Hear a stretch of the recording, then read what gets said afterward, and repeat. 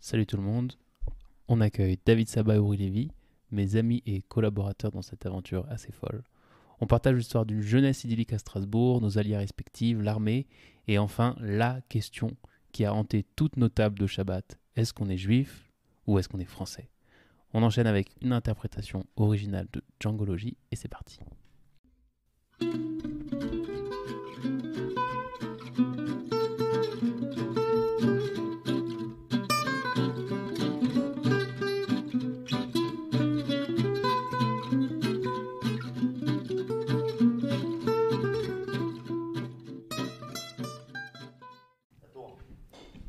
On est parti, on est live. C'était un premier épisode de quelque chose de tout à fait nouveau. D'abord, je voudrais remercier et David et Uri d'être ici avec moi pour participer à ça. Alors, très rapidement, merci Uri. Et très rapidement, je vais introduire le concept pour vous et pour tous ceux qui nous écoutent. En gros, il y a quelques mois, je me suis rendu compte que autour de moi, il y a énormément de gens qui ont une vie fascinante et qui ont des choses à raconter, qui ont traversé des choses, parfois dures, parfois faciles, parfois extraordinaires. Et en fait, je me suis rendu compte que dans la vie de tous les jours, on n'a pas des conversations sur ces choses-là. On n'a pas des conversations, je ne voudrais pas dire sur l'intimité des gens, mais sur leur vie, sur les choses qu'ils traversent, et surtout des gens proches de nous. Et nous, on se connaît, tous les trois, on se connaît depuis 10 ans, 15 ans, je sais plus même. Ouais. On a grandi ensemble à Strasbourg, on va en parler tout de suite. Et en fait, je me suis dit, on loupe quelque chose d'immense. On loupe quelque chose d'immense, d'avoir des conversations sincères sur les choses qui nous importent, sur les choses qui nous perturbent, sur les choses auxquelles on pense, sur les idées qu'on a. Et je trouve que c'est quelque chose qui manque vachement. Et je me suis rendu compte que les médias autour de nous, et même le média qu'on appellerait le général, la radio, la télé, etc., c'est des passages très courts de 15 minutes, 10 minutes, où on dit des choses très rapidement, sans rentrer dans le détail. Et je me suis dit, un podcast, et au final, je me rends compte que la majorité du contenu que je consomme, c'est du podcast, c'est des gens qui parlent pendant 1 heure, 1 heure et demie, et qui racontent, et qui vont en profondeur dans leurs idées. Et ça m'a donné énormément envie de faire ça avec des gens que j'apprécie. Donc voilà, je voudrais remercier David et Uri d'être les premiers invités pour cette aventure que j'espère va continuer. Alors très rapidement, juste pour commencer, personne ne nous connaît. On est des inconnus totales sur la toile, sur la planète. Personne ne sait qui on est. Alors, on va se présenter rapidement, moi y compris. On va commencer peut-être par David. Alors, David, rapidement, est-ce que tu peux juste dire qui tu es, David, d'où tu viens et qu'est-ce que tu fais dans la vie? Je sais pas, dis-nous un peu. Comment on se définit? David Sabat, 31 ans, bientôt 32 ans, à l'heure où j'enregistre ce podcast. J'ai grandi à Strasbourg, où j'étais aussi engagé communautairement et en particulier dans le mouvement EI, les éclaireurs israélites de France. Suite à ça, j'ai fait des études à l'université de cinéma pendant 4 ans, où j'ai fait plein d'expériences en termes de tournage, des nouvelles connaissances, sortir un peu du milieu communautaire juif, du cocon dans lequel j'avais grandi jusqu'à maintenant. Et en parallèle, j'ai commencé aussi à faire de l'animation radio, à être animateur et journaliste radio, pour une radio pour le coup, communautaire et associative, avant de partir en Israël en 2012. Et depuis 8 ans, je suis en Israël où chaque jour, aucun jour ne se ressemble en fait, où les expériences sont différentes, où les années ne se ressemblent pas. Il est génial. Et voilà, donc voilà, on tente des choses, on en tente d'autres, et quand c'est très spontané en fait. Depuis 8 ans, je découvre de la spontanéité. Je sais pas si ça s'appelle la stabilité ou je sais pas, ou de la spontanéité. Moi, je considère que c'est de la spontanéité. Et voilà, je réfléchis comme ça. Donc, à ta proposition aussi de faire un podcast, c'était spontané, un oui spontané. Voilà. Ouais, c'était. Voilà, merci d'avoir répondu aussi vite et d'être tout de suite super chaud. Ça fait très plaisir. Alors ouais, ok. Uri, tu veux faire aussi le tour? Alors, je vais essayer d'être bref, même si c'est pas tout à fait ce qui définit mon récit de manière générale. Dis ce que tu penses qui est important. Donc, ok. Alors, Uri Lévy, enchanté. Yair, encore une fois, merci pour cette initiative et ce projet dont on espère qu'il va être pérenne. David, merci à toi d'être là. Toujours un plaisir d'être en ta compagnie. Merci. Donc, Uri Lévy, 34 ans depuis quelques jours. Gros coup de vieux. Pur produit strasbourgeois, alsacien, communauté juive. 20 ans à mon tableau de chasse aux éclaireurs israélites de France, avec tout ce que ça veut dire en termes d'identité, de savoir acquis au cours de ces années, de gens rencontrés de toute la France et même en dehors de France. Comme je le disais, école juive, bercé dans cette atmosphère et aussi l'atmosphère, ça va peut-être paraître risible, voire drôle, attention, qui sait, un peu bercé à l'art de rue des années 90, le rap français qui a été très très très présent avec des groupes emblématiques comme NTM. IAM, NTM. Voilà. Donc, ouais, ça fait partie de moi et de ma culture. Puis, études de droit à l'université de Strasbourg et puis un petit peu en dehors de Strasbourg. Ça m'a forgé une certaine manière de voir le monde et de réfléchir. Et puis, Israël, depuis maintenant 7 ans et demi passés.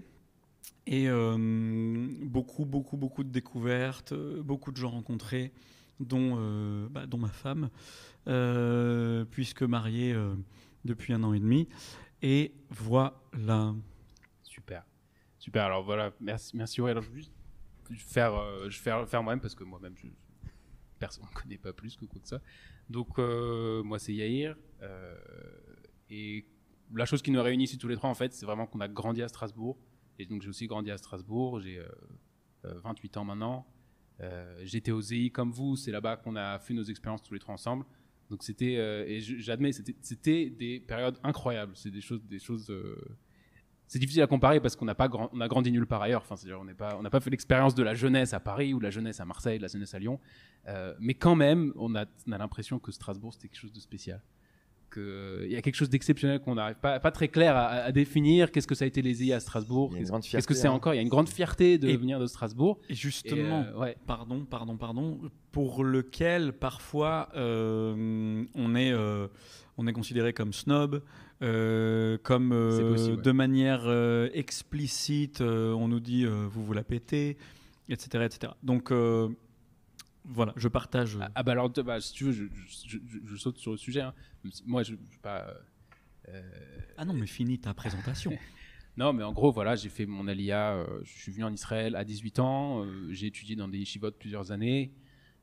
J'ai fait des études d'ingénieur après plus tard au Technion. Et puis après, j'ai travaillé, dont je travaille encore en tant qu'ingénieur dans une start-up à la vue, mais c'est pas que c'est la chose la plus importante.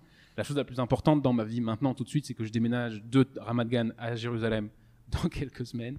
Et c'est le truc qui me stresse le plus. Baruch haba. Jusque-là. Bienvenue. Oh, tu quittes le centre. Je quitte le centre, ouais. Genre, tu savais pas. Oui. Fais le surpris. Mais bon, c'est pas très important. Mais je saute sur ce que tu dis, Ori. Est-ce que je sais pas, dans ton expérience en Israël depuis que tu as quitté Strasbourg, tu te sens comment dire, catégorisé comme Strasbourgeois? Vous les Strasbourgeois, vous êtes un truc. T'as vécu un truc comme ça? Écoute, il y a différentes catégories et je pense que pas forcément aujourd'hui, mais si on a le temps aujourd'hui, oui. Sinon, à un autre moment, c'est quelque chose dont tu voulais parler, les catégories de population. Ouais, je l'ai vécu à différents niveaux. Déjà, en France, alors oui, en tant que juif, il y avait cette protection du cocon communautaire, école juive, etc. Mais à certains moments, j'ai pu sentir que j'étais juif parmi d'autres. Et puis tu fais ton alia et tu te rends compte que tu passes dans une autre case. Tu es le français. Dès que tu ouvres la bouche, on reconnaît ton accent, on se moque gentiment ou moins gentiment de toi. Donc ça, c'est une première chose. Vis-à-vis des Israéliens, vis-à-vis d'autres Français en Israël, j'ai déjà eu droit, parfois sans m'en rendre compte, je me lance dans un développement sur le judaïsme strasbourgeois qui est un télo, peut-être pas comme à Paris, peut-être pas comme à Marseille, peut-être pas comme, etc.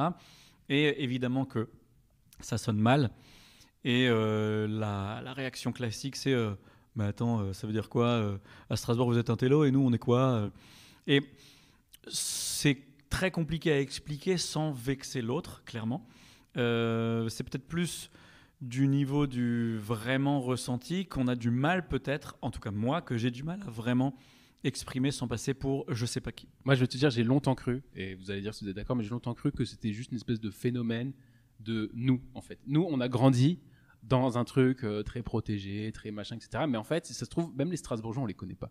Ça se trouve, il y a toute une population strasbourgeoise qui est pas du tout comme nous. Et Je pense qu'en tout Je cas, sais pas. aujourd'hui, on les connaît pas. Franchement, je retourne à Strasbourg, je n'arrive pas à m'identifier. Non, mais là, il s'agit d'une question de fossé quasiment générationnel. Je parle sérieusement. Ouais.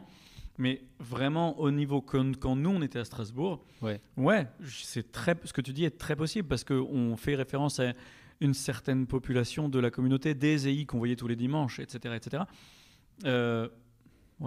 ouais, non, c'est-à-dire, et je me disais peut-être qu'en fait, juste, on a vécu dans un truc très particulier aussi à Strasbourg, mais quand même, à part ça, je suis quand même convaincu qu'il y avait une tradition particulière à Strasbourg qui a participé à quelque chose. Il y avait quelque chose là-bas. Je sais pas si c'est une concentration d'intellectuels ou pas, ou s'il y avait quelque chose de spécial, mais ça a donné une espèce de gradient, une différence entre ce qui se passait à Strasbourg et ce qui se passe ailleurs.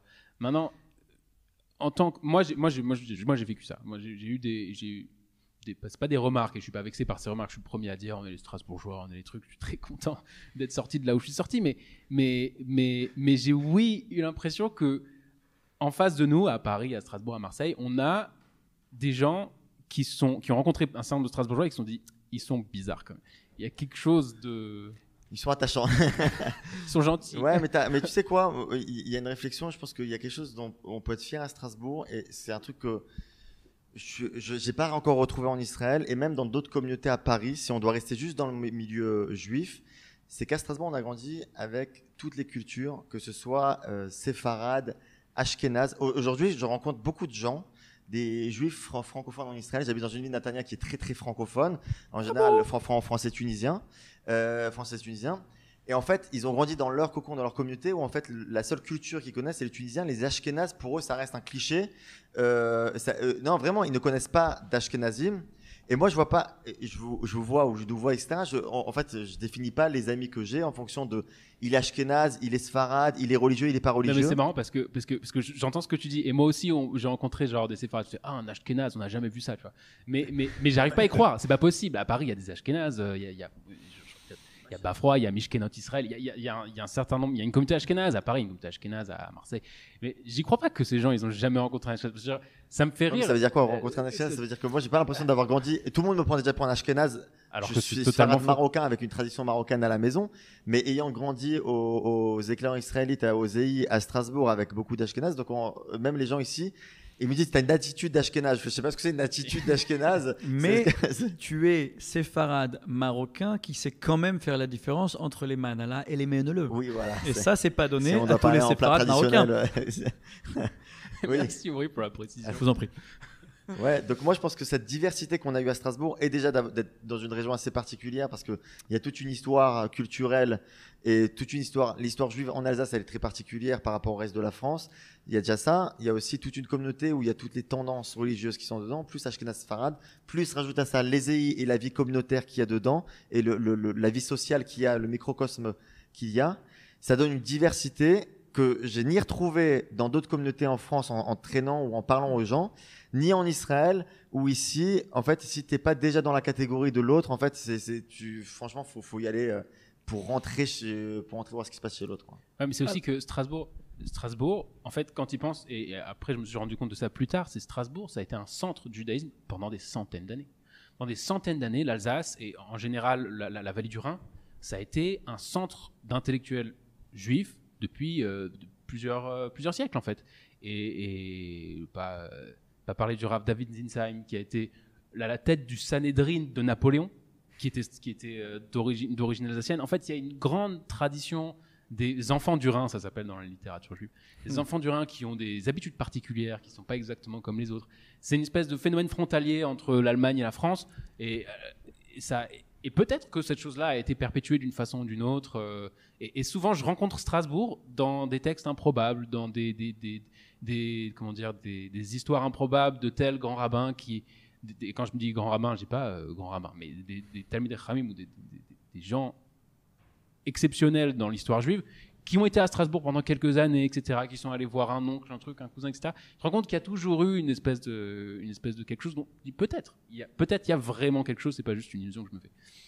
Oui, moi justement, je voulais faire référence à ce qui vient d'être dit. C'est peut-être, après à savoir qui est l'initiateur de l'autre, mais le passé franco-allemand de la région, où pendant une période, la région était allemande, puis prusse, puis française, puis allemande, puis française, etc. etc.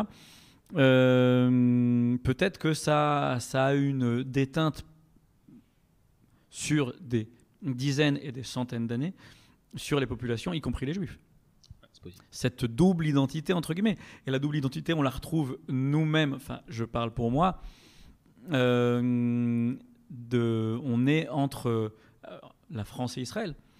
C'est aussi une forme de double identité qui est par moments très marquée.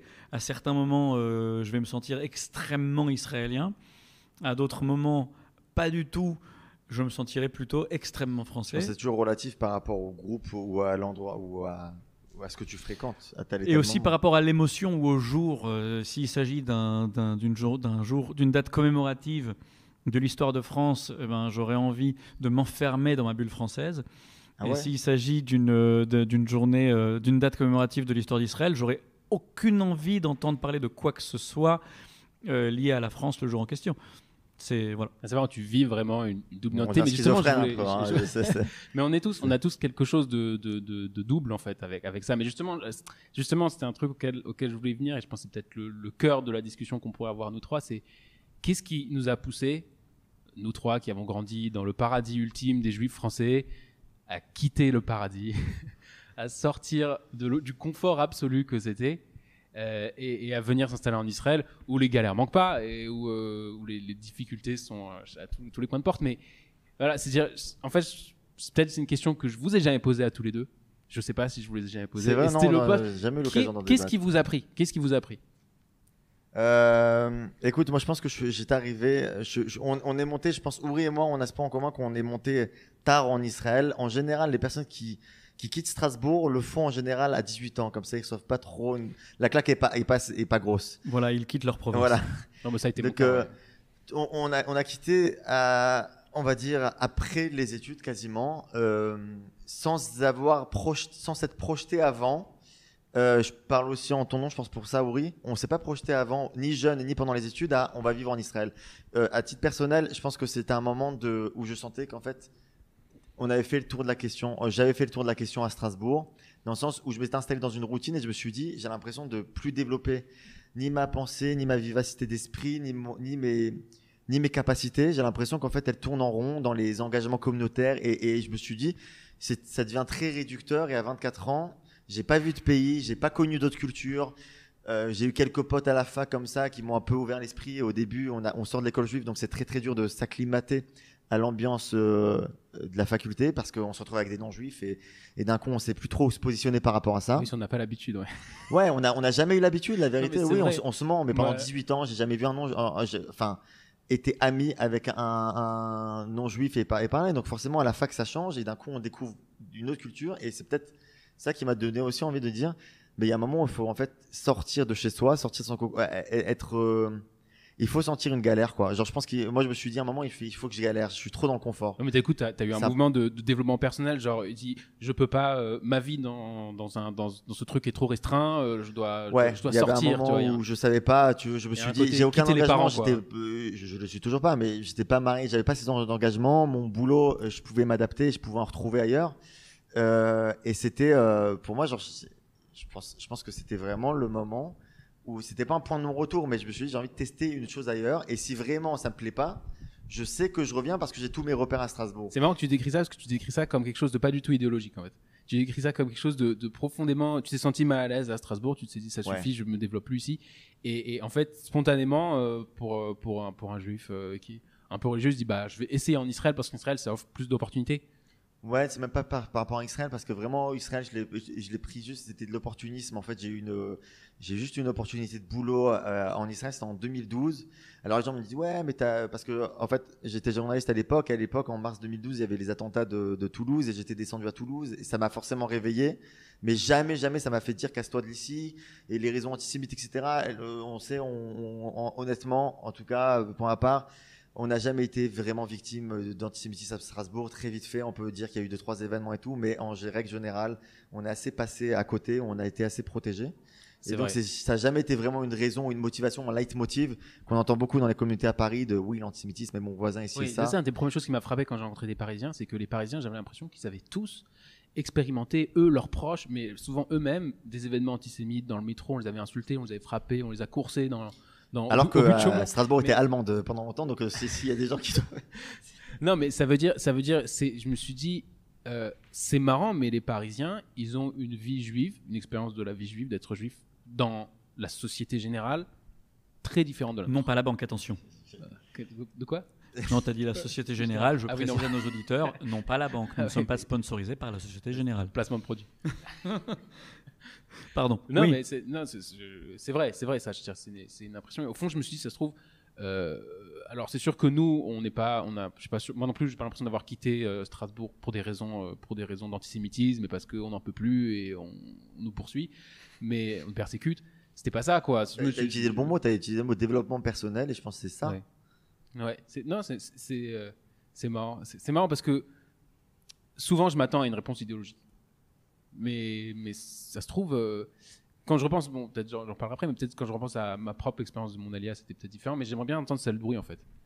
Alors, c'est une question qui m'a déjà été posée plus d'une fois par différentes personnes de différentes manières. Parfois, la question est posée sur un ton presque mal intentionné, comme si la personne avait envie de te tendre un piège et que tu tombes dans la réponse classique, antisémitisme, etc., ou justement idéologie.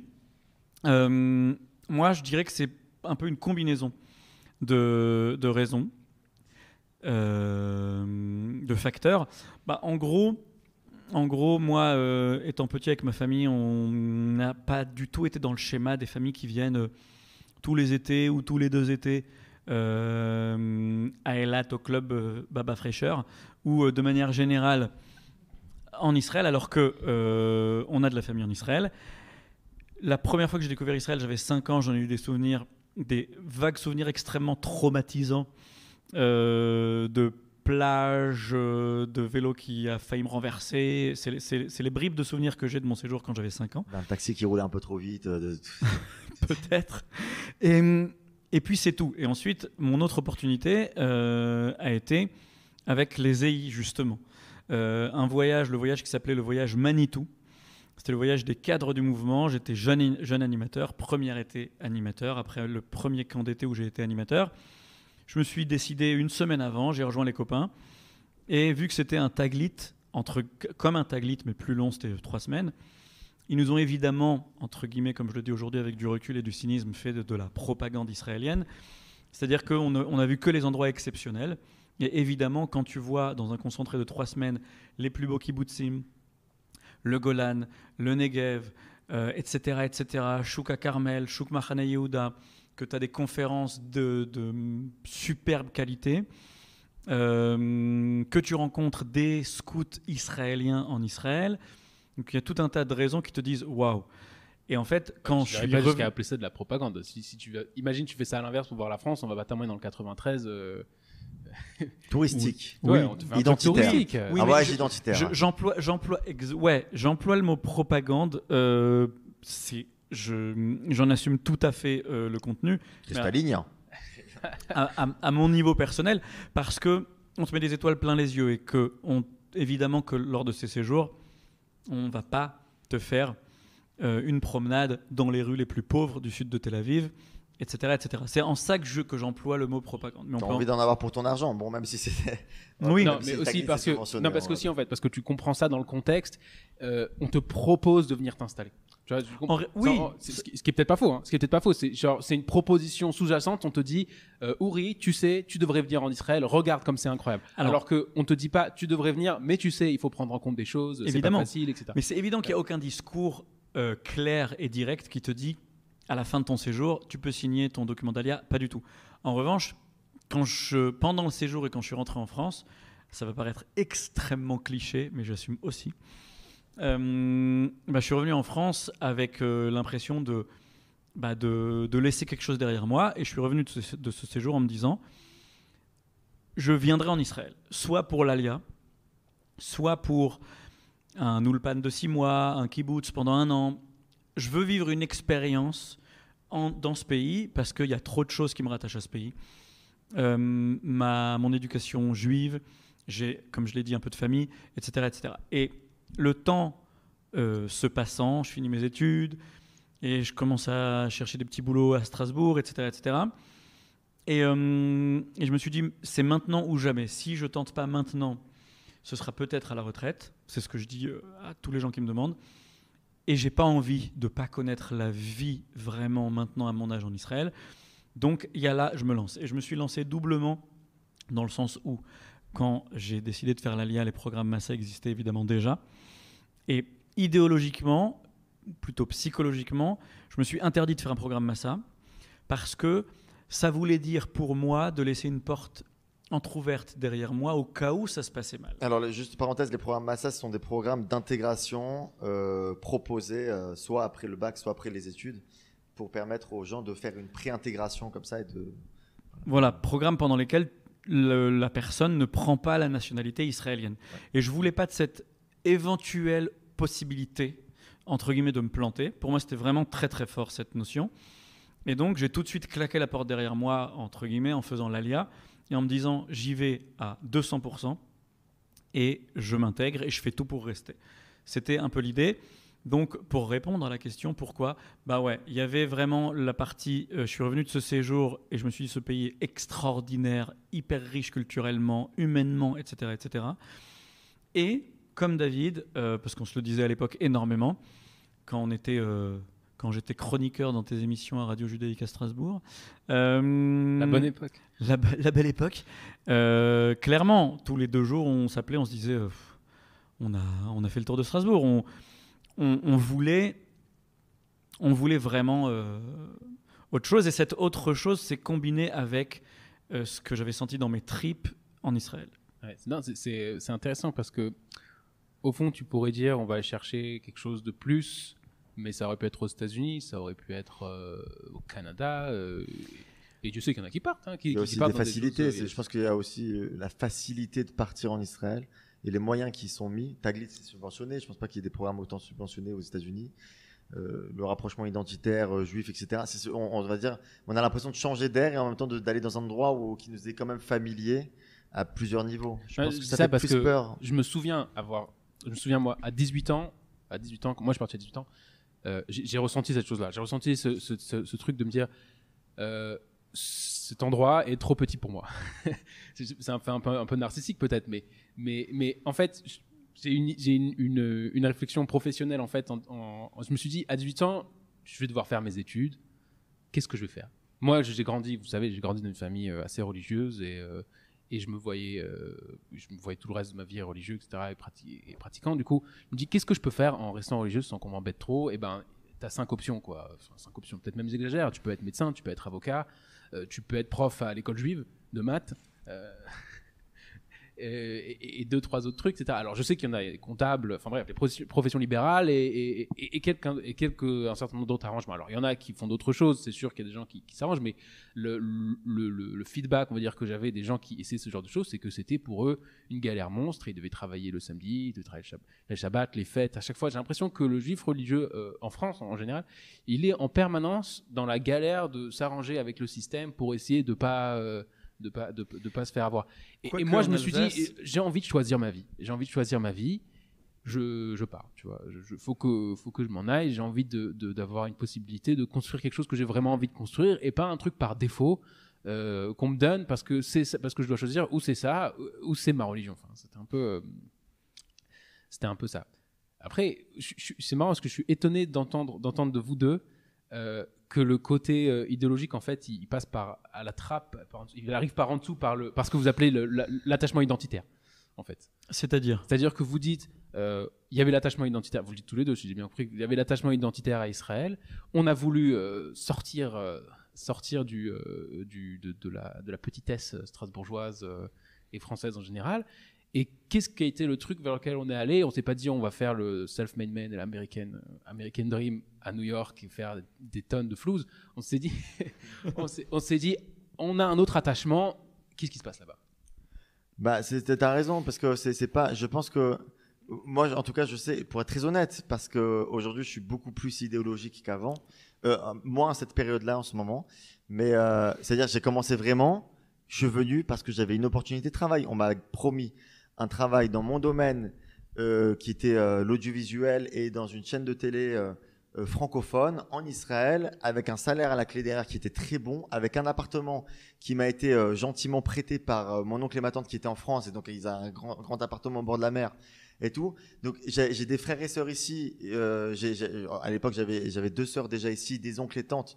On va dire j'avais clairement des repères et des moyens financiers et matériels et un travail pour venir. Mais c'est seulement après 1 an en Israël que je me suis dit, il me manque quelque chose. Je suis venu pour faire la même chose qu'en France, c'est-à-dire travailler. Et je sors dans la rue. Et en fait, à quel moment j'ai eu un petit déclic? C'était au bout de 6 mois en Israël. J'étais entré dans un centre commercial et je me suis fait arrêter à l'entrée. On m'a dit, Yeshlechan Neshek, est-ce que tu as une arme? Et arbitrairement, comme on fait très souvent au début, on dit oui ou non comme ça. Et j'ai dit oui. Et le mec m'a pris à part, m'a fouillé, etc. avant de comprendre que je suis juste débile et que j'ai pas compris sa question et que j'avais rien sur moi. Et après, je me suis dit quoi? Et ça m'a bouleversé en fait parce que je me suis dit 6 mois en Israël, et ça c'est qu'une anecdote parmi d'autres. Et 6 mois en Israël, je parle pas un mot d'hébreu, je sais pas ce qui se passe alors que c'est la base dans n'importe quel endroit. Il y a un moment où tu assimiles les mots quand même. Et en fait, j'assimilais rien parce que je travaillais en français. Et au bout d'1 an, même si j'avais les meilleures conditions, j'avais décidé de tout arrêter. Je m'arrêterai là pour cette petite description. Non, je nous raconterai en privé les autres anecdotes parce que ça a l'air sympa. Il y aura les bonus du podcast. Non, ce que tu dis me crée un ricochet en moi, telle une pierre plate à la surface de l'eau. Voilà, pour les gens qui ne sauraient pas ce qu'est un ricochet.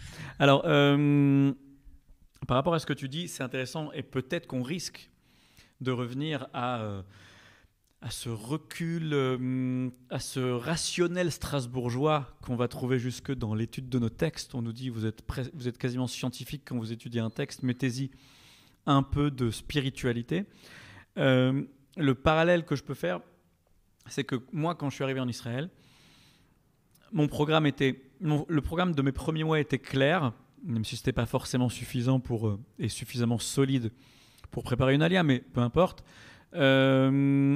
Je m'étais dit, je ferai l'armée. Et à aucun moment dans ma démarche mentale, psychologique, dans ma démarche technique, administrative vis-à-vis de l'armée, à aucun moment, il y avait du sionisme. C'est-à-dire que ma raison, c'était, voilà, j'ai envie de m'intégrer. Je veux m'intégrer et j'ai cru comprendre que l'institution militaire en Israël, nommons-la Tsahal, c'est un peu un ciment social et sociétal. On va avoir des gens du nord, du sud, de l'est, de l'ouest, des Ashkenazim, des Sfaradim, des religieux, des non-religieux, des juifs, des non-juifs, etc., etc. Je m'étais dit, je veux m'intégrer, connaître l'israélien, les Israéliens. Je veux me bourrer le crâne d'hébreu à longueur de journée. Ce sera l'armée. Mais à aucun moment, j'avais en tête... à aucun moment je m'imaginais au garde à vous en train de saluer le drapeau. C'était pour moi, ma démarche de faire l'armée, j'avais mon objectif qui était, je veux faire partie de ce pays. Alors du coup, la question c'est, qu'est-ce qui s'est passé quand tu t'es rendu compte que tu étais debout au garde à vous à saluer le drapeau? Eh bien justement, j'y ai pensé avant de commencer à raconter cette anecdote. Une énorme émotion. Parce que mine de rien, même si à mon échelle, à mon niveau, c'était purement rationnel. Je vais intégrer les rangs de l'armée uniquement pour m'intégrer. Certainement que dans un subconscient, il y avait aussi l'aspect idéologique. Et quand je me suis retrouvé à ma première cérémonie en uniforme, au garde à vous face au drapeau, pendant l'hymne national israélien, la Tikva, Ouais, j'étais hyper ému, je réalisais à peine ce que j'étais en train de vivre, et clairement ça m'a fait pleurer. Mais moi, par rapport à ce que tu disais, ce que tu dis là, en fait, est-ce que tu n'as pas ressenti, parce que c'était mon ressenti, est-ce que du coup, parce que tu parlais de l'armée comme facteur d'intégration à proprement parler, mais avec du recul, je sais pas si tu penses la même chose, est-ce que c'est plus, en fait, on a fait l'armée parce que en fait, ça nous a donné une meilleure compréhension de la vie sociétale en Israël, de comment fonctionnent les Israéliens, mais en termes d'intégration à proprement parler à 1000%, en termes d'identification je pense que, en tout cas, moi, je me suis dit, j'en suis pas arrivé là. Par contre, mieux comprendre le langage du quotidien ou la mentalité, ce qui permet de répondre en fonction et d'avoir de la rhétorique en fonction et de pas te sentir paumé. Alors ouais, ça m'a servi. Maintenant, en termes de, au niveau chevrati, au niveau social, à proprement parler, je sais pas si ça a fait un grand changement, tu vois. Bah, alors, c'est intéressant parce que moi, j'ai pas fait l'armée. Et vous deux, vous l'avez fait. Moi, j'ai pas fait l'armée pour des raisons d'ailleurs dont je ne suis pas vraiment responsable. Mais c'est ça. Je voulais en parler parce qu'on avait discuté de est-ce que vraiment l'armée, c'est quelque chose qui te donne un bon moyen de t'intégrer, ou est-ce que c'est plus un facteur de catastrophe pour un jeune Français, etc. Je sais pas, mais avant, je voulais juste dire un truc sur ce que tu appelles l'idéologie Uri. Et en fait, j'en suis venu à croire que c'est même pas une question idéologique. C'est-à-dire, je pense que aucun de nous trois, il a construit son rapport à Israël avec de l'idéologie. Ça veut dire par une pensée structurée qui dit ça, c'est la bonne cause pour le monde, pour défendre le monde, Israël doit exister, se défendre, etc. Ou même ça. En fait, c'est un truc qu'on le veuille ou pas, c'est inscrit dans notre identité. Ça veut dire que, voilà, au fond, c'est pas que tu as eu une réflexion et tu t'es dit, oh mon Dieu, le drapeau qui veut dire mon peuple, et en fait, Israël, ça signifie quelque chose. Non, c'est juste que ce truc-là, c'est un truc vieux de plusieurs milliers d'années et dont on est une chaîne.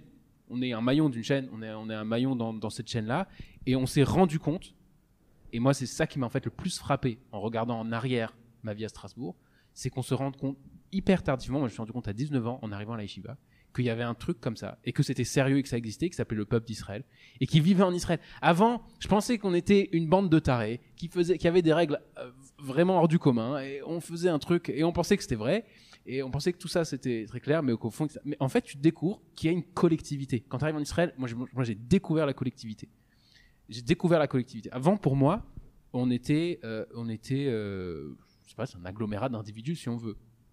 Mais c'est là que je me suis rendu compte que j'avais ça depuis le début. C'est-à-dire que c'était pas, c'est quelque chose que j'ai découvert en moi plus que j'ai découvert à l'extérieur. J'ai découvert en moi que je participais d'une collectivité qui s'appelle le peuple d'Israël. Et c'est un truc que je comprends pas en fait. Et je sais pas si c'est moi, si c'est moi précisément j'ai grandi, ou si c'est quelque chose de généralement strasbourgeois. C'est quelque chose que j'avais pas dans la conscience. Mais pourtant, il y a un point qui m'étonne dans ce que tu viens de dire, c'est que comme tu l'as dit, on a grandi à Strasbourg, tu as fait partie d'une manière ou d'une autre de la communauté juive de Strasbourg, sans parler des EI. Je parle de la communauté, le centre communautaire, les activités, les synagogues dans le même bâtiment, etc. etc. À aucun moment, tu as senti ce truc du collectif ? Bah, en fait, si, mais pas dans la façon où on la vit en Israël, en fait. Oui, ça veut dire que c'est plus, je vais dire ça de façon peut-être un peu violente, mais c'est un peu la façon chrétienne de voir la collectivité, c'est-à-dire la communauté des croyants. Okay. Ça veut dire qu'on est tous ensemble. On a une espèce de but commun d'accomplir les mitzvot, la Torah, j'en sais rien, etc. Et on vit tous ensemble, on se retrouve pour le minyan, etc. Pour c'est ça qui nous relie. Voilà, c'est ça le tissu social entre nous. Et en arrivant en Israël, je me suis rendu compte qu'en fait, c'était bien plus important que ça. C'est-à-dire que, en fait, il y a un tissu plus que social qui est juste créé par la communauté des pratiquants, mais il y a un tissu national. De la même façon qu'il y a un tissu national qui relie les Français entre eux, et qui ont pourtant des pratiques différentes, il y a un tissu national qui relie tous les Juifs entre eux, qu'ils soient pratiquants ou pas. Alors, désolé David, j'ai volé la parole au vol. Ça fait 2 fois vol, bon c'est pas grave. Ouais, non, là tout ce que tu viens de dire, en moi ça fait référence à plein de sujets. Donc je vais essayer peut-être de les évoquer chacun ou de prendre celui qui me vient en premier. Non, sur ce à quoi tu fais référence, la première pensée a été le gros sujet de tu es juif ou tu es français? Qu'est-ce que tu te sens le plus? Et c'est un débat éternel qu'on nous a ressassé en France dans le mouvement de jeunesse. Je me suis retrouvé à un Shabbat UEJF, Union des étudiants juifs de France, lors de leur séjour en Israël, via un copain, je ne faisais pas partie du séjour. Et c'était le débat républicain synagogal du vendredi soir. Ça part dans tous les sens, ça ne veut rien dire. Chacun, selon sa position, est sûr qui détient la vérité. Un jour, moi, ça, j'y ai eu droit. Ça a été je l'ai vécu comme un vrai événement antisémite. Alors non, j'ai de la chance, moi, à Strasbourg, je vis de l'antisémitisme de luxe. Ça m'a resté jusqu'à aujourd'hui. J'étais à la fac et à une pause, il y a des bons copains, que je considérais comme des bons copains en tout cas, jusqu'à ce moment-là. C'était le lendemain du match France-Israël en foot. On sait tous que l'équipe nationale d'Israël sont des brels en foot, voilà, disons-le. En phase 2, ils avaient la sélection française qui sont excellents. On se souvient tous de et 1 et 2 et 3-0 en 98. Donc voilà. Tu peux actualiser. Tu peux actualiser ce même truc là. Ouais, mais pour moi, c'est ma Coupe du Monde. La dernière, je l'ai pas vécue de la même manière. Du monde de tous les Français. On s'est tous arrêtés là. Et c'est dans ces moments-là qu'on se rend compte qu'on est aussi vachement français. Et donc le lendemain de ce match, qui était d'ailleurs un match amical, ça avait aucune importance, peu importe. À une pause à la fac, il y a 3 copains non juifs qui viennent m'accoster à la pause et qui me disent sur un ton très très très goguenard: alors, pas trop déçu? J'ai fait mine d'avoir aucune idée de ce à quoi ils faisaient référence, alors que j'avais tout de suite compris. Et je dis: de quoi vous parlez? Pourquoi déçu? Qu'est-ce qui se passe? Tu sais, hier soir, ton équipe, elle a perdu. Et j'ai senti une énorme douleur vraiment dans le ventre. Ça me prenait aux tripes et je leur ai dit, avec énormément de mensonges déguisés, je leur ai dit mais non, pas du tout, de quoi vous parlez? Mon équipe, c'est la France. Et tout en le disant, je savais que je me mentais à moi-même d'une manière ou d'une autre. Ça a été pour moi un gros choc. Et c'est souvent l'autre qui te le rappelle. C'est vraiment un truc hyper intéressant. J'aimerais bien dire un truc dessus, mais... Non, vas-y, dis. Non, alors, c'est incroyable parce que c'est exactement ce que tu viens de décrire là, c'est exactement ce que Manitou il décrit. C'est exactement ce que Manitou il décrit. C'est-à-dire que le juif indexé à une culture. Et là, j'utilise ces mots, me permet. Du Léon Ashkenazi, qui est notre maître à tous. C'est-à-dire, on est tellement intégré dans là où on est, là où on s'invite, j'ai envie de dire, là où on s'invite, que on est persuadé jusqu'au plus profond de notre être qu'on est français. On est complètement français, etc. Comme tu l'as dit, mon équipe c'est la France, de quoi tu parles. Mais au moment où tu le dis, tu te rends compte que c'est pas vrai. Tu te rends compte que c'est faux. Alors longtemps, je me suis dit, moi j'ai eu les mêmes débats que vous à 17 ans, à 16 ans, etc. Et je pensais que j'étais malin et j'avais la réponse comme ça, mais ça n'a rien à voir. Être français, c'est une nationalité, c'est participer à une nation, alors que le judaïsme, c'est une pratique, c'est la Torah, c'est une religion. C'est une religion. Et avec les années en Israël, je me suis rendu compte que, en fait, c'est faux. Et je veux dire, après, je comprends que pas tout le monde ne ressent les choses comme moi je les ressens, mais je me suis rendu compte que vraiment c'est faux. Et comment je sais que c'est faux? Et c'est quoi comment je sais? C'est parce que moi, je dirais que je suis, on va dire, juif, hébreu, israélien, etc. Enfin bref, de nationalité. C'est-à-dire que mon peuple, c'est le peuple juif et pas le peuple français. Et que ma culture, c'est une culture française. J'ai une culture française, j'ai un attachement à la France, qui est un attachement culturel, qui est un attachement... mais fort, attention. Mais fort, absolument. C'est-à-dire, fort, ça veut dire je suis très, très, très attaché à la culture française. Et cette française, je dirais pas que mon équipe, c'est l'équipe de France, parce que moi, le foot, ça m'intéresse pas trop. Mais surtout, je me rends compte que si je devais choisir entre les deux, j'aurais absolument aucune hésitation. Aucune hésitation. Et j'aurais aucune hésitation parce que je sais que ma famille, c'est la famille israélienne, c'est la famille juive, et c'est pas la famille française. Et si, Chas v'Shalom, j'ai envie de dire, et si il y avait un conflit entre ces deux-là, j'aurais absolument aucune hésitation de quel côté je serais. Et c'est là que je me rends compte que que la réponse que je me disais à 17 ans, elle est complètement fausse. C'est une réponse qui se ment, qui fait semblant que c'est deux fidélités qui peuvent vivre ensemble, mais c'est pas vrai. Mais parce que tu as eu tout ce cheminement aussi qui t'a amené à cette conclusion. Moi, je rejoins plus ou moins ce que tu dis. Et pour rebondir sur ça, c'est justement une fois que j'avais quitté mon travail au bout d'un moment et qu'en fait il y avait toutes ces questions qui se posaient, je suis physiquement dans une terre qui est la terre d'Israël avec tout ce que j'ai pu m'imaginer, fantasmer, sachant que je pense qu'en mourir, moi je suis venu juste 2 fois en Israël avant de faire ma Aliyah, en 2005 pour le mariage de ma sœur, donc on voit en fait juste la famille et une salle de mariage, et 2007, 2 ans plus tard, pour un voyage Taglit, donc un voyage de découverte financé et tout, qui m'avait pas plu parce que c'était en août et juste après un camp scout où j'avais kiffé, et donc forcément 2 kiffs dans 2 mois différents, on a toujours des préférences. Et une dernière fois, la même année de ma Aliyah, où ma sœur m'a fait découvrir un peu Israël parce qu'elle est guide touristique pendant une semaine, mais c'est tout, je suis pas allé plus de 3 fois en Israël avant ma Aliyah. Et après cette année, exactement, je me suis posé toutes ces questions de mais qui je suis, où je vais, etc. Toutes ces questions que je souhaite à tout le monde de se poser, parce que je pense qu'une personne qui passe à côté de sa vie, une personne qui se les pose pas, elle passe à côté de sa vie. En tout cas, si elle se trouve pas des réponses. Et ça m'a amené à faire la yeshiva et du Talmudique, si on peut résumer. Moi, j'appellerais plutôt ça l'hôpital de l'âme. C'est pour utiliser l'hôpital de l'âme. Mais évidemment, c'est ciblé puisque j'ai choisi une yeshiva qui est à Jérusalem, qui est israélienne avec une section francophone et où on étudie beaucoup de textes qui sont relatifs à l'État d'Israël, à la terre d'Israël, le rattachement, il y a toute cette notion, ce triptyque terre, nation et peuple. Non, c'est ça, terre, Torah et peuple. Et c'est ce même cheminement-là, ce même cheminement-là m'a emmené ensuite à m'engager à l'armée pour les raisons que Uri a évoquées tout à l'heure. Chercher l'intégration, chercher à être plus israélien, chercher à rentrer, se faire du mal pour pouvoir encore plus s'intégrer et ensuite ne plus revenir tout de suite dans le domaine d'activité de base. Bah, c'est ça que j'entends en fait. Ouais. Quand tu dis m'intégrer, moi j'entends devenir, et quand tu dis Devenir t'intégrer israélien. c'est-à-dire retrouver une identité que tu avais Ouais. perdue. C'est moi que j'entends, c'est ce que mon oreille me dit. Ouais, c'est exactement ça. C'est-à-dire que en fait, c'est pas qu'on renie l'autre, mais je pense qu'en fait, on n'avait qu'un petit pourcentage de notre potentiel qui était là, et en fait, on a envie de compléter de retrouver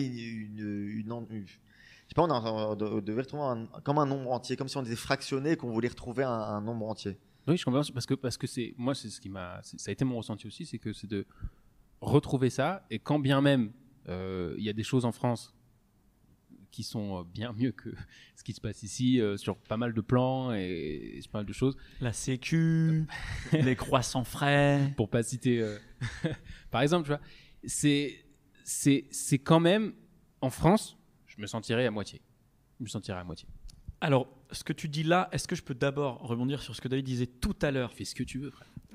Mais j'oublie pas ce que Vas-y, tu viens de dire. provoque. J'oublie pas ce que tu viens de dire parce que c'est vraiment très très vrai et profond sur le fait de se sentir à moitié dans le pays dans lequel on est né, on a grandi. C'est pas rien comme sentiment. Mais d'abord, juste rebondis sur ce que tu disais, David, en termes d'intégration sociale au niveau. Je pense que tu faisais référence puisqu'on en parlait avant de faire ce podcast il y a quelques jours. On parlait des cercles d'amis après l'armée.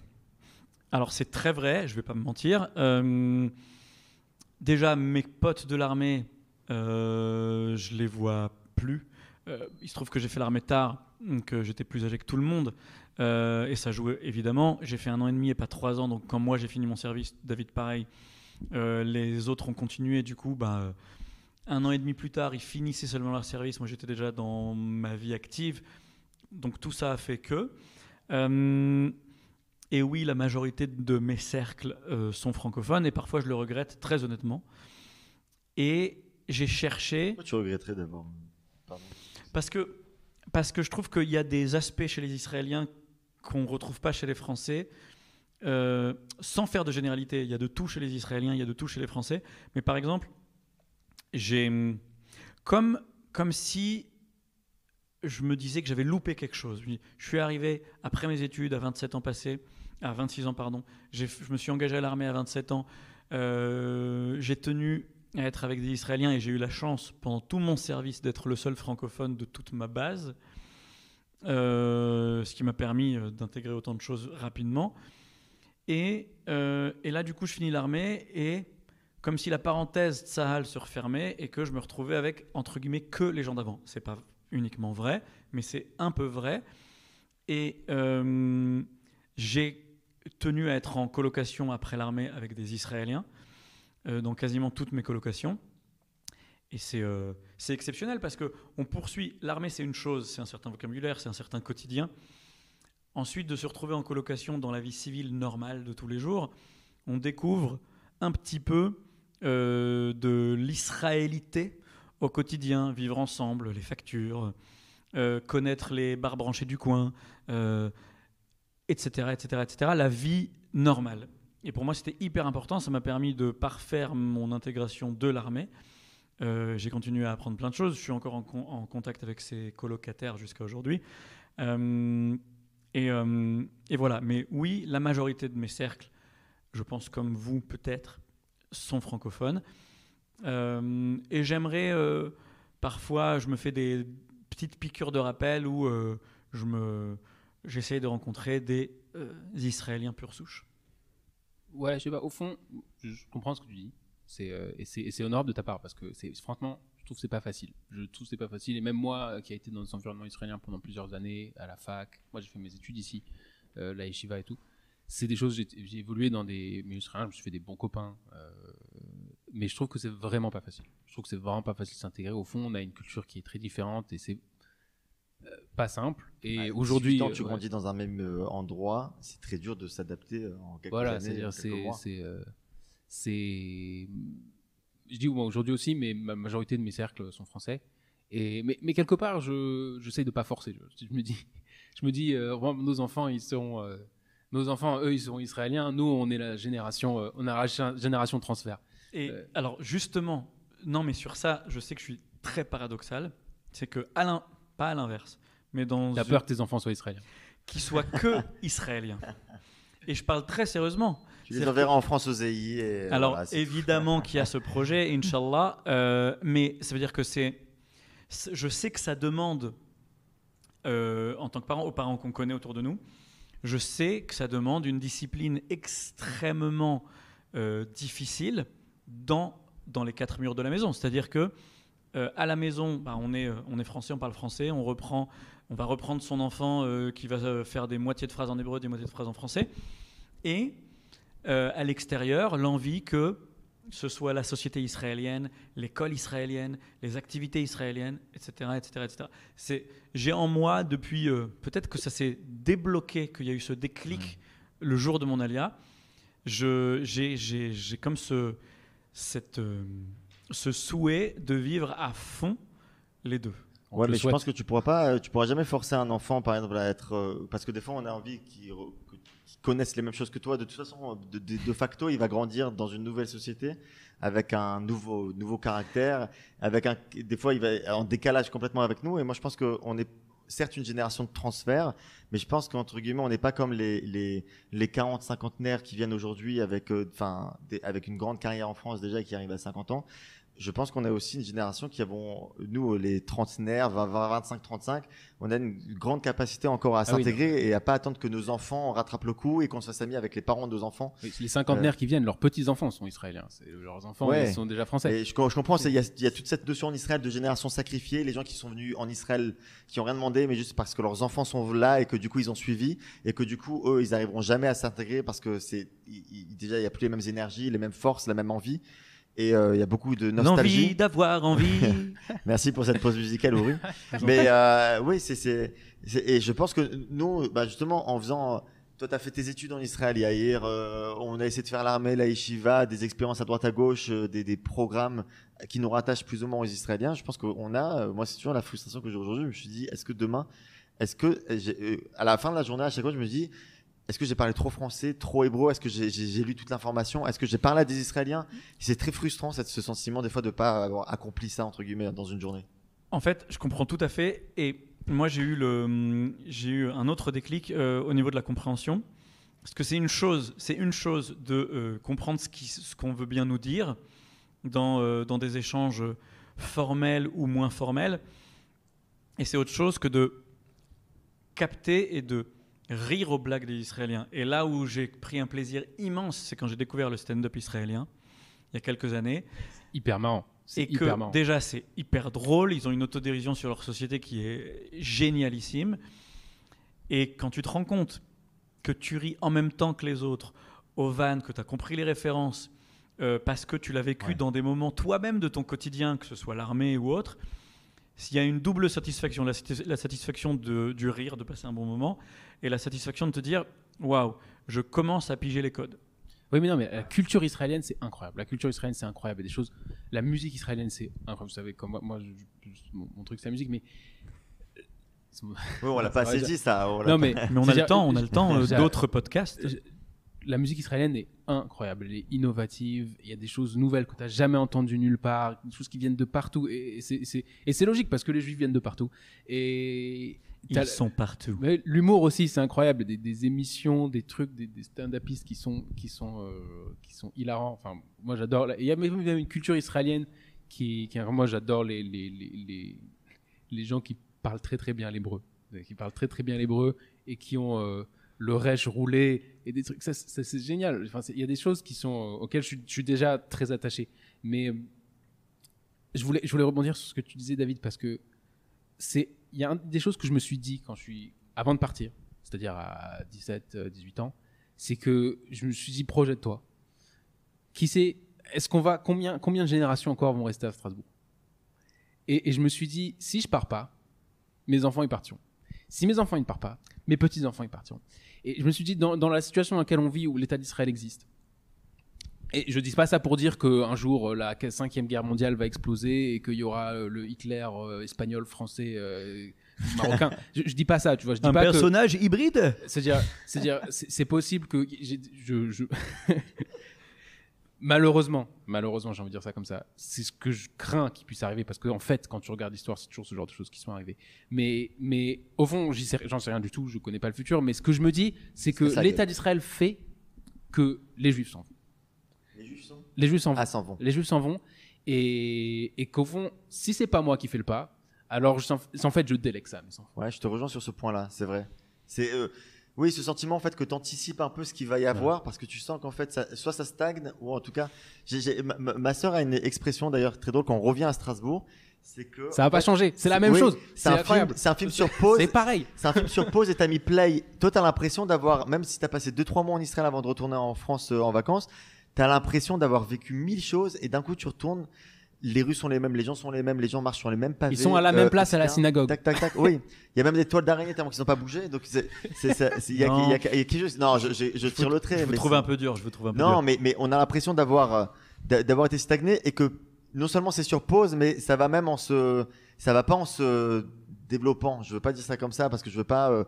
Je savais, c'est pas dans le sens méprisant, pas du tout. C'est vrai, on vit pas à Strasbourg, on sait pas ce qui s'y passe, tu vois. C'est pas, en tout cas, de mon point de vue, quoi. Genre, voilà. Non, je suis désolé, je saoule mes co-chroniqueurs, mes co-podcasteurs avec des gestes très expressifs. Ouri, t'es viré. Heureusement. Non, les gars, non. Je passe chez Chantal de la Compta pour prendre ma fiche de paye. Alors, donc, voilà pour les petites références. Non, plus sérieusement, depuis avant mon alia et depuis que je suis en Israël, et pourtant moi j'ai fait ce choix conscient de venir, pour toutes les raisons qu'on a évoquées plus tôt, pas idéologiques, mais quand même, etc. Je suis persuadé, et je pense que je suis en désaccord avec beaucoup de gens sur ce sujet, il doit rester des Juifs dans le monde entier. Et je pense que c'est ce qui fait notre force. Tu parlais, Yair, de diversité. Tous les œufs dans le même panier, tu dis. Voilà, tout à fait. Non, voilà, ça revient, c'est naturel, c'est comme le vélo, ça se perd pas. Non, c'est Yair, tu faisais référence à la richesse et à l'ingéniosité musicale, l'inventivité des choses qu'on n'a jamais entendues. C'est dû au fait des racines internationales des gens qui sont dans ce pays. Bon, et on les a, c'est un acquis, hein, c'est bon. Alors non, je pense justement pas. Je pense que la communauté française, juive de France, la communauté juive américaine, la communauté juive, etc., font la force d'Israël, que ce soit au niveau des idées, au niveau des richesses culturelles. On trouve tout un tas de sortes de synagogues différentes en Israël, particulièrement à Jérusalem. On en parlera peut-être lors d'un autre podcast. Attends, font la force d'Israël en Israël ou en dehors d'Israël ?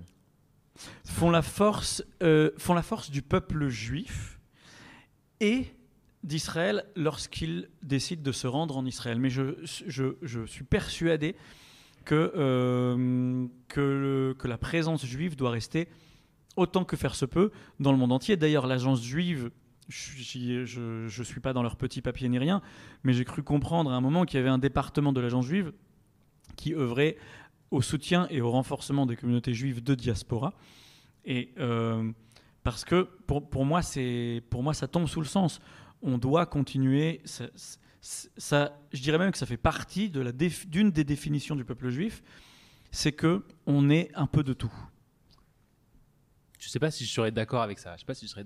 Dire que... C'est-à-dire, je vais essayer de dire ça de cette façon.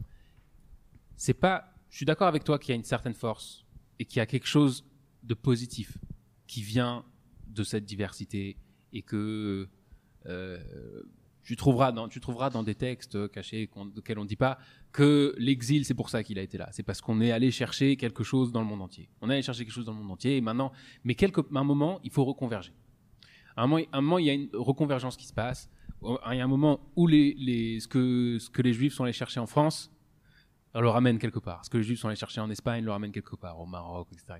C'est-à-dire que quelque part, il faut ramener ça et fondre ça dans quelque chose d'unifié, de plus profond. Manitou il disait comme ça, je recite Manitou, mais finalement c'est ma référence, que en Israël, c'est peut-être le seul endroit où les Juifs et les Allemands peuvent s'entendre. C'est-à-dire que en Israël, tu as des Juifs, t'as pas les Juifs et les Allemands, les Français et les Allemands, je veux dire. Les Français et les Allemands, c'est-à-dire que tu as des Juifs français et tu as des Juifs allemands, et là, ils se tapent pas dessus. Alors que les Français et les Allemands se sont tapés dessus pendant 1000 ans. Et quelque part, tu vois, tu as une reconnexion de toutes les choses et de toutes les cultures et de toutes les identités autour du monde qui viennent et qui se rencontrent en Israël et qui font la paix, entre guillemets, mais c'est une paix, et on le sent tous ici, sur notre corps, sur notre chair, que c'est pas une paix facile à accéder. Je veux dire. Voilà, comme tu as dit au tout début, on est toujours le français. Et finalement, on est en français, on est les Juifs, et en Israël, on est les Français.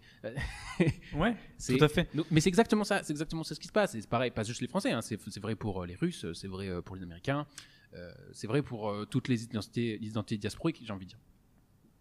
Mais j'ai l'impression que ça fait 3 quarts d'heure qu'on parle du même sujet, ou quoi, je sais pas si on a fait. Mais non, on est sur le comment dire, la méthode de la marguerite. On est parti de nos identités et des raisons de l'ALIA, et puis on ajoute des pétales. J'avais encore beaucoup de choses desquelles je voulais parler. Je voulais parler de l'armée, je voulais parler de ce que tu ressentais par rapport à la société israélienne, mais je sais pas combien de temps on a encore.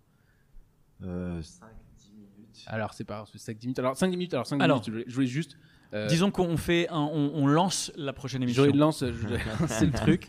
J'aurais juste lancé, puisque c'était quelque chose comme on l'a effleuré, c'est que est-ce que vous deux qui avez fait l'armée, dans l'idée de vous intégrer dans la société israélienne, c'est une bonne idée ou c'est pas une bonne idée? Qu'est-ce que vous dites à un jeune Français, voire même un jeune Américain, ou j'en sais rien que ça? Uri commence. Alors, est-ce que faire l'armée, c'est un truc qui aide? Est-ce que c'est intégrateur? Comment ça se prépare? J'en sais rien. Est-ce que c'est intégrateur? Alors, je répondrai par un moyen un petit peu détourné, dans le sens où une fois j'avais une discussion dans mon premier boulot après l'armée avec un Israélien on parlait de tout ça, il me demandait mon parcours, je dis voilà, j'ai fait ci, j'ai fait ça, et puis pour moi l'armée c'était indispensable.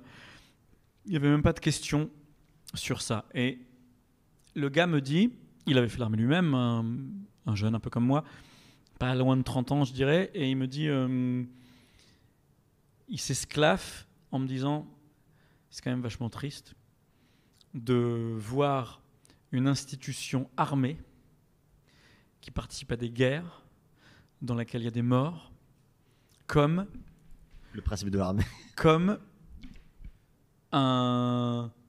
une étape positive d'intégration dans une société. Et ça, ce moment-là m'avait marqué, mais parce que je parlais à un vrai Israélien qui avait dû connaître dans son entourage des atrocités pour dire des choses pareilles, des souvenirs enfouis de l'armée. Ce sera peut-être le sujet d'un autre podcast, mais voilà. Mais globalement, moi, je continue à le dire, que oui, moi, voilà, je parle de mon expérience. Ça m'a énormément intégré, c'est-à-dire qu'en l'espace d'1 an et demi, je suis passé, au niveau de la langue, je suis passé d'un hébreu extrêmement hésitant, où je comprenais pas tout ce qu'on me voulait dans la rue, où j'étais pas en mesure de répondre comme il le fallait, etc., etc., à une compréhension quasiment parfaite de l'hébreu formel, de l'argot de la rue israélienne, à être capable de répondre, à avoir des références politiques, culturelles, etc., etc. Donc ça, pour moi, ça a été énorme. J'ai rencontré des Israéliens, comme je disais, de partout. Nous, les Olim, de France, en gros, on connaît Jérusalem, Tel Aviv, Haïfa, Eilat, en gros, disons. Hein. J'en oublie certainement. Mais voilà. Hadera maintenant. Hadera, si tu nous écoutes, big up. Et là, on se retrouve à l'armée avec des... Tu es comme ça avec ton hébreu balbutiant les premiers jours, tu fais connaissance. Mais Foata, d'où tu es?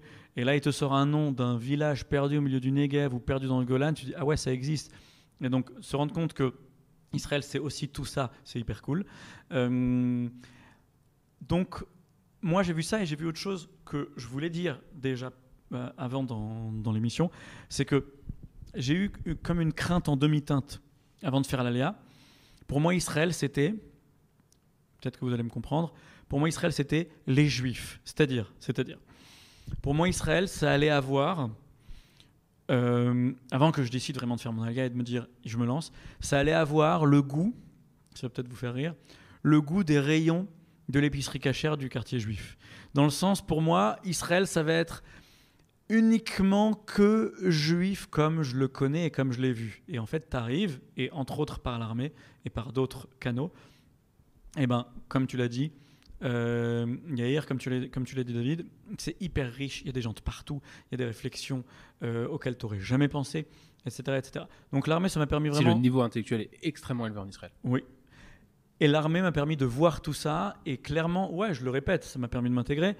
Il y a d'autres moyens, mais c'est un conseil que je continue à donner quand des gens veulent faire leur alia, qu'ils ont encore même la trentaine, mais qui viennent seuls, pas mariés, etc., etc. Pour moi, c'est sans aucune hésitation. Si tu sens que ça peut être ton truc, tu fais l'armée, parce que ça va te donner des outils qui vont te servir pour toujours. Et par rapport à l'aspect social, et je laisse la parole dans un instant, parce que là, j'abuse, par rapport à l'aspect social... Oui, t'es viré. Oh là là... Chantal, la compta. La facture. Elle va en avoir marre de moi. Non, ça donne comme... Alors, ces situations se sont présentées hyper rarement, mais ça donne comme une légitimité face aux autres. Tu montes dans un taxi, il entend ton accent français. Ah, t'as mis de Sarafat, nanana. Et du coup, ça m'est arrivé, j'ai un souvenir assez précis d'un taxi il y a des années de ça en soirée. Et je crois que c'était pas loin du dernier conflit à Gaza. On discute. Et je dis ouais, t'étais où à l'armée? Et il pensait que ma question était très très théorique, que j'allais absolument pas comprendre ce qu'il allait me répondre. Donc il répond en me disant oh, tu connais certainement pas. Je dis si, j'y étais aussi. J'étais dans telle unité, de telle année à telle année. Et les Israéliens pur souche te regardent avec des yeux genre waouh, bravo. Et c'est pas ce que j'ai recherché en faisant l'armée, mais ça fait extrêmement de bien quand tu te sens au même niveau que les autres. C'est vrai. Et pour répondre brièvement, parce que c'est une question très, très large que tu as posée, Yair, et que c'est très très dur de l'aborder entièrement. Déjà, je pense que moi j'ai eu la chance de pas avoir eu le temps de réfléchir à la question de est-ce que je fais l'armée ou pas. C'est assez tombé sur le coin de la gueule et je me suis dit allez, je le fais tant que j'avais cette émulation autour de moi. Après, je pense que ça dépend vraiment de toutes les personnes. Si les personnes ont les critères entre guillemets, il y en a pour qui c'est fait l'armée, il y en a pour qui c'est pas fait. Si tu as le choix, alors chacun doit évaluer pour soi est-ce que c'est bon ou pas. Et si, en tout cas, c'est comme dans n'importe quoi, que ce soit l'armée ou autre chose, les études et tout, quand on fait un truc, on le fait à 100%. Et je pense que on peut pas trouver les prétextes à chaque fois de l'armée c'est problématique ou c'est à cause de l'armée que la personne est devenue comme ça. Je pense que les personnes sont assez responsables pour savoir ce qui est bon pour eux et savoir aussi, en toute honnêteté, de dire je me suis investi ou je me suis pas investi.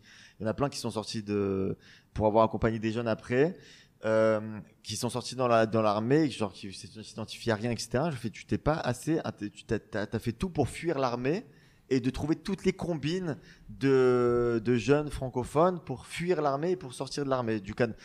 Et tu t'es pas dit je suis dedans, alors c'est bon.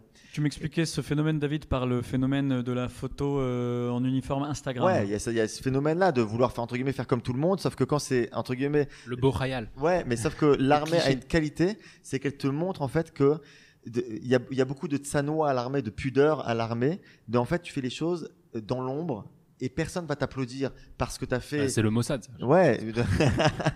Non, mais l'armée est vraiment comme ça, que ce soit les commandants, etc. Et moi, je me suis mis à admirer des gosses de 20 ans, 21 ans. Je vois comment ils donnent, comment ils s'investissent et ils font des choses hyper discrètement dans l'ombre sans avoir besoin de reconnaissance et d'applaudissements. Et il y a toute cette différence entre le m'as-tu vu et le vrai investissement. Moi, à titre personnel, j'ai ressenti aussi beaucoup de choses par rapport à ce que tu disais, Ouri. Le fait de porter l'uniforme, déjà en dehors de la fierté qu'on puisse avoir et le mal qu'on se donne quand on est à l'armée aussi dans des unités combattantes particulièrement, c'est quand on sort de l'armée en uniforme après plusieurs jours à la base, on est regardé et le regard des gens est tout de suite hyper bienveillant. J'étais pas le petit français, j'étais le soldat seul en Israël, mais un soldat d'Israël. Et je me souviens très bien de aussi pour raconter une anecdote, il y avait une guerre à Gaza en 2014. J'étais à ce moment-là à l'unité Golani. À un moment, je suis sorti de la base et j'étais à Jérusalem. J'avais une autorisation de sortie. Je me suis retrouvé à Jérusalem et j'ai traversé une rue où les gens, juste parce que j'avais le béret marron de Golani, etc., les gens ont commencé, toute l'allée m'a applaudi, mais j'avais rien fait, tu vois, genre j'ai juste traversé la rue. Tu te sens pas spécialement héros dans ce que tu fais au quotidien, t'es un pion parmi des milliers de pièces qui bougent, et la guerre, ça dépend aussi ça dépend de plein de choses, mais pas de toi, petit soldat. Et d'un coup, t'as toute une année qui se si je suis comme ça en français dans la rue et tout, genre je suis indifférent aux yeux des gens ou à la limite le petit français touriste, quoi. Et ça donne un autre statut pendant un moment et c'est la seule chose qui est bien à entretenir après. Non, c'est vrai, mais c'est surtout que les Israéliens, je me suis rendu compte de ça, ils ont une admiration immense, la plupart, pas tous, pour les Olim et les gens qui viennent d'Israël d'ailleurs, qui font l'armée, parce que pour eux, c'est quelque chose auquel ils se préparent pendant des années, auquel ils sont préparés psychologiquement. Et pour beaucoup, ils en ont marre, en fait. Pour beaucoup, ils se disent l'armée, c'est quand même... ils sont tous d'accord que c'est utile, qu'il faut le faire, que c'est important, mais au fond, l'armée, ça les saoule. C'est-à-dire qu'il faut admettre que l'armée, comme toutes les armées, c'est un système rigide. Ouais, c'est obligatoire. Et imposé sur toi, hein, faut pas se mentir.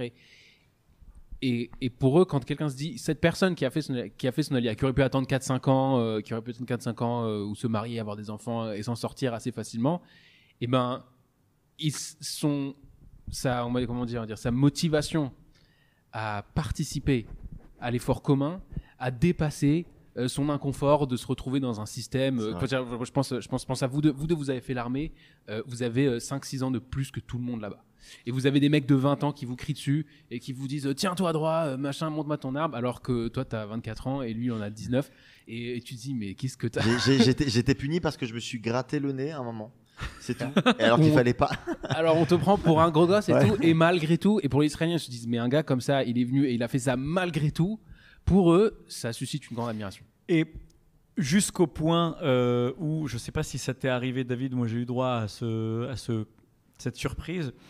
Comme pour rebondir sur ce que tu viens de dire, David, la reconnaissance et l'admiration, c'était à la fin de mes classes, qu'on appelle donc les tyronautes.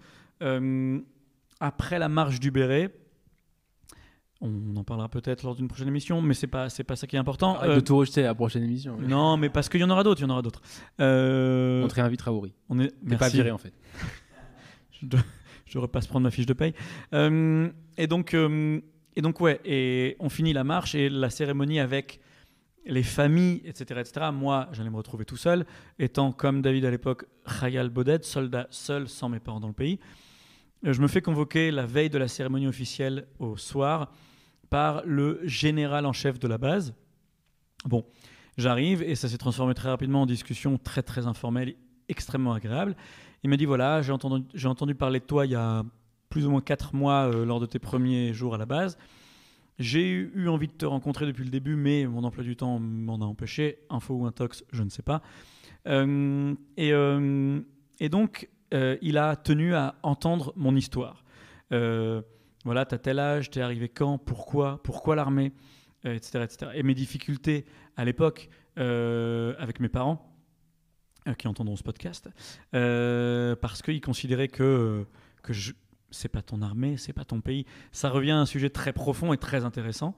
Et j'étais dans l'incapacité de leur expliquer à l'époque pourquoi. Du coup, c'était très difficile sur ce sujet. Et bon, ok, il m'interviewe, tout ça, il prend quelques notes. Le lendemain, la cérémonie officielle commence. On était tout le bataillon, donc 500. Et garde à vous, discours, etc. Puis à la fin des discours, le même général en chef de la base que je ne citerai pas, parce que je pense que j'ai pas tout à fait le droit de le faire sur des ondes publiques, il nous dit, enfin il dit au micro, voilà, avant d'entonner la tikva comme c'est le cas à la fin de chaque cérémonie, avant qu'on se lève tous et qu'on entonne 1, 2, test son, la tikva tous ensemble, j'aimerais appeler un soldat qui n'est pas au courant que je vais l'appeler. J'écoutais à moitié, il faisait 30 degrés, on était au garde à vous depuis une demi-heure, j'attendais qu'une chose, c'est que ça se finisse pour aller me rafraîchir et boire. Et je me suis dit, dans un coin de mon esprit, peut-être qu'il va dire mon nom, peut-être, mais c'était vraiment vague. Et j'entends effectivement, j'appelle le soldat Uri Levy. Waouh! Donc là, applaudissements de tous. Ovation. Standing ovation, mieux que le Zénith pour Johnny, on pense à toi. Et donc j'arrive à la tribune et en fait pendant un quart d'heure il a raconté ma vie, mon parcours. J'avais droit à des applaudissements de tous les parents, les familles dans les gradins, applaudissements de tous mes camarades de l'époque. Et à la fin... Ça s'appelle un quart d'heure de gloire, quoi. C'est ça, exactement. Et à la fin, quand tout ça s'est fini, il y a des grands-parents de copains de mon bataillon, des francophones marocains, de manière générale d'Afrique du Nord, qui sont venus me voir en échangeant quelques phrases en français. Ils voient ça comme ils ne peuvent pas comprendre. Ils disent, mais moi, si j'avais un passeport européen, mais je partirais, je ferais pas l'armée. Il y en a qui disent ça. Oui, c'est sûr. Bon, je crois qu'on va s'arrêter là parce que ça fait genre 1h15 qu'on discute. Oh non. Si, bah, je crois que c'est la fin de ce premier épisode. Et d'abord, je vous remercie beaucoup pour cette conversation. C'est vraiment sympa. Et c'est marrant comme on apprend sur des mecs qu'on connaît depuis 15 ans. Ouais, moi, pareil, pareil. Yair, merci beaucoup. C'est hyper Merci. cool comme idée. C'est super sympa que vous soyez venu. Merci David à la technique. Et on remercie Chantal de la Compta. Chantal de la Compta. Et on se voit la prochaine fois. Merci. À bientôt.